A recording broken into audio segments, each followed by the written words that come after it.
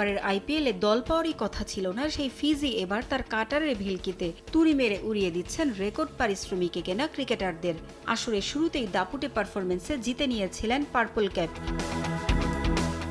যুক্তরাষ্ট্রে আসন্ন টি-20 বিশ্বকাপের জন্য ভিসা প্রক্রিয়ার কাজে দেশে ফেরায় হারিয়েছিলেন সর্বোচ্চ উইকেট শিকারীর সিংহাসন।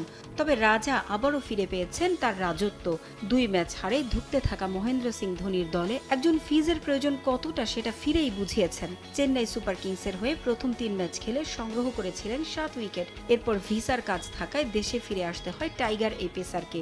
1 ম্যাচের বিরতি দিয়ে আবারও কলকাতার বিপক্ষে মাঠে নামেন ফিজ। মাঠে নেমেই দেখিয়েছেন চমক। বল হাতে 4 ওভার হাত ঘুরিয়ে সংগ্রহ করেছেন 2 উইকেট। নিজের অষ্টম ও নবম উইকেট নেয়ার পর আবারও পার্পল ক্যাপ ফিরে পেয়েছেন ফিজ। আবারও দখল করেছেন আইপিএল এর সর্বোচ্চ উইকেট শিকারীর এই ক্যাপ। ফিরেই জয় দিয়ে শুরু করতে পেরে দারুণ উচ্ছ্বসিত ফিজ। সবসময় চাপা স্বভাবের মুস্তাফিজ সামাজিক যোগাযোগ মাধ্যমে জানিয়েছেন নিজের ভালো লাগা ও পরবর্তী লক্ষ্যের কথা। ফেসবুক পোস্টে মুস্তাফিজ লিখেছেন, আবারও ফিরতে পেরে ভালো লাগছে। জয় দিয়ে পুনরায় শুরু করতে পারাটা অসাধারণ। এটা ছিল দলগত নৈপুণ্য এবং আমি আমার পারফরমেন্সে খুশি। সবার সমর্থনের জন্য ধন্যবাদ। দৃষ্টি এখন সামনের দিকে। আগামী ম্যাচগুলোতে দলের জয়ে এভাবেই ভূমিকা রাখতে চান ফিজ। এমনকি দর্শকরাও জনপ্রিয়তার বিচারে অন্যদের চেয়ে এগিয়ে রাখছেন টাইগার পেসারকেই।